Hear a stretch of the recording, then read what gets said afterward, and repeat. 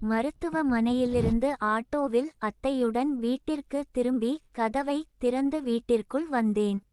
மாப்பிள்ளை போய் குளிச்சிட்டு வாங்க, நான் டிபன் ரெடி பண்ணிட்டு கூப்பிட்றேன். அவளை ஏறிட்டு பார்த்தேன்.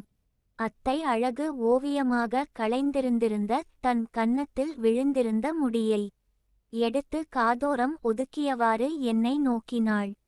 என் மனைவி தேன்மொழியின் தாயான அம்பிகாவிற்கு வயது 42 இருந்த 45 வயதிற்குள் இருக்கும்.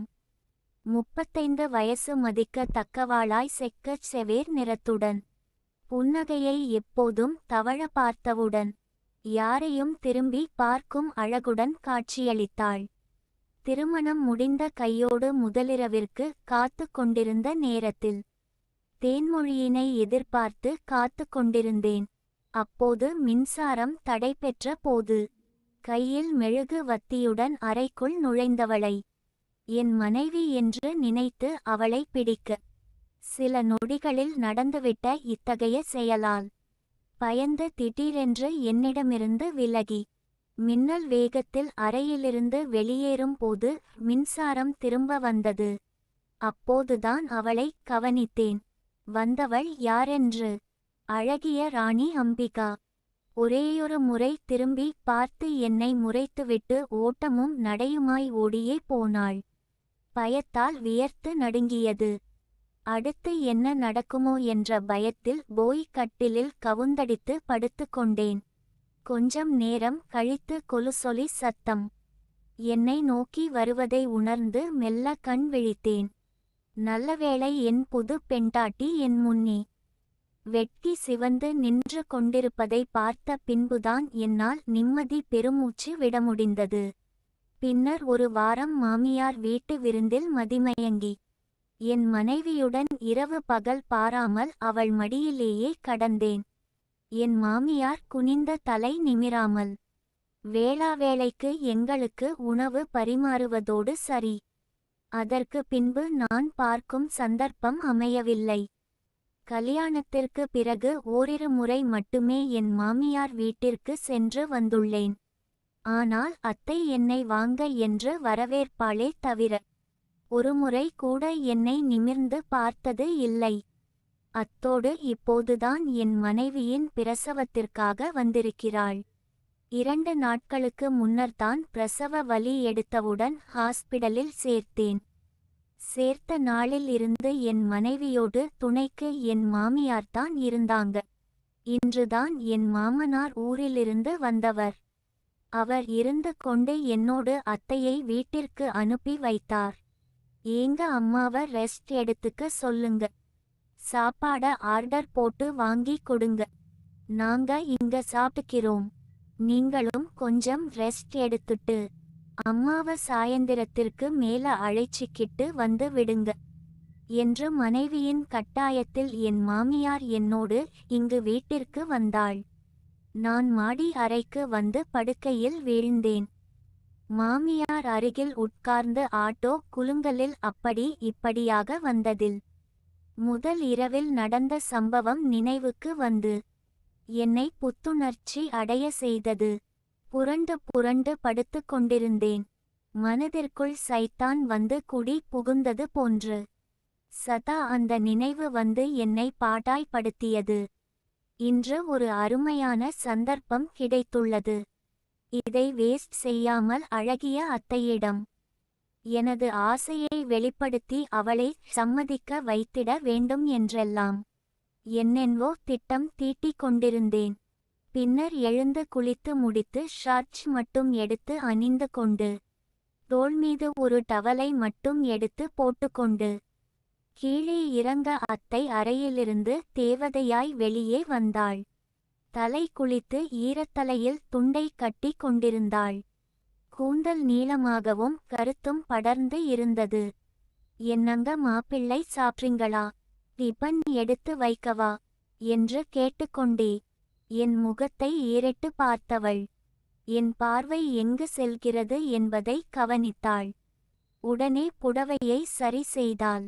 நான் சுதாரித்தவனாக என்னங்க அத்தை, என்னை நீங்கள் இன்னும் மாப்பிள்ளை மாப்பிள்ளை என்று கூட்டு கொண்டு இருக்கிறீர்கள். அது எப்படிங்க? மருமகனை மாப்பிள்ளை என்றுதானே கூப்பிட முடியும்? இல்லை அத்தை, இனிமேல் நீங்க என்னை சிவா என்றே கூப்பிடுங்கள் ப்ளீஸ் அத்தை. சிரித்து கொண்டே மௌனமா கஸ்டவ் அருகே சென்று இட்லி குக்கரை திறந்தாள். நான் அவள் பின்னாடி சென்றவாறே, ஏன் அத்தை இப்படி நினைந்து ஈரமாக்கிக் கொண்டீர்கள்? ரூமில் ஏசிய போட்டுக்க வேண்டியதுதானே? சொல்லிக் கொண்டே நீங்கள் டைனிங்ல உட்காருங்க, நான் எல்லாத்தையும் எடுத்து வந்து வைக்கிறேன். சொல்லிக் கொண்டே இட்லிக்கு அரைத்து வைத்த சட்னி மற்றும் கரண்டி ஆகியவைகளை எடுத்து வந்து டைனிங் டேபிள் மீது வைத்தேன். திரும்ப வந்து ஹாட் பாக்ஸ் இல் எடுத்து வைத்தேன். அத்தை, நீங்கள் வந்து உட்காருங்கள், நான் பரிமாறுகிறேன், 2 பேருமே சாப்பிடலாம். சொல்லிக்கொண்டே சாதாரணமாக அவளின் கையை பிடித்து அழைத்து வந்து டேபிள் முன்னால் தோளை பிடித்து அழுத்தியவாறு நாட்காலியில் உட்கார வைத்தேன். இல்ல, நான் அப்புறம் சாப்பிட்றேன் மாப்ள, இப்பதானே சொன்னேன் அத்தை, சிவான்னு கூட்ட சொல்லிக்கொண்டே ஆளுக்கொரு தட்டை எடுத்து வைத்து ஹாட்பாக்ஸ்லிருந்து இட்லியை எடுத்து வைத்தேன். 2ஐ வைத்ததும் போதும் சிவா, நீங்க சாப்பிட்டங்க என முதன்முறையாக எனது பெயரைச் சொன்னதும் வெட்கத்தில் அவள் முகம் சிவந்ததை உணர்ந்தேன். தேங்க்ஸ் அத்தை. எதுக்கு என்பது போல் பார்த்தாள். 2 நாட்களாக ஓட்டல் சாப்பாடு வெறுத்து போயிருந்தது. உங்களின் கை மனதில் இட்லி சட்னி மிகவும் டேஸ்ட் அத்தை. போங்க மாப்ளை, நானே அவசரத்தில் செய்தேன். வெட்கப்பட்டு சிரித்தாள். இப்படி பேசிக்கொண்டே என்னிடம் சகஜமாக பழக ஆரம்பித்தாள். இருவரும் சாப்பிட்டவுடன் நான் எழுந்து அவளுடைய தட்டையும் சேர்த்து எடுத்துச் சென்று சிங்க்ல போட்டு கழுவினேன். எதுக்கு சிவா நீங்க இதெல்லாம் செய்யறீங்க? நான் செய்ய மாட்டேனா? என் செயல் கண்டு நெகிழ்ந்து போனாள். அத்தை, மதியத்திற்கு ஆர்டர் போட்டு வாங்கிக்கலாம், நீங்க எதுவும் செய்ய வேண்டாம், நல்லா படுத்து தூங்கி ரெஸ்ட் எடுங்க. சரி சிவா, ஆனா ரூம்ல ஏசி ஃபேன் 2மே ஓடல. அப்படியா? இருங்க பார்க்கிறேன்.